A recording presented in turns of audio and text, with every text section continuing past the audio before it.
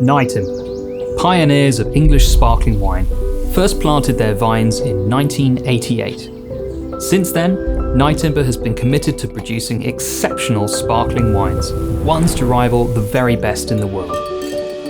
I'm Stefan Griffiths, brand ambassador at Nightingale, and I'm going to share some information with you about the 7 wines in the Nightingale range. We're delighted to be sharing this series of videos with you so that you can taste along at home. Now, this is a really special wine for us here at Nightingale, as this is where it all began. The first wine that we ever made was the 1992 vintage of this, our Blanc de Blanc.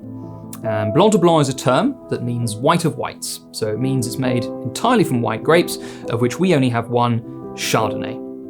It's always made as a vintage wine, so 100% of the fruit is coming from 1 year, which means that it really stands as an expression of the growing conditions of the year of the vintage. Now, being 100% Chardonnay, we find that this wine always has this really fine delicacy to it that stands as a core around which we build the rest of the flavour.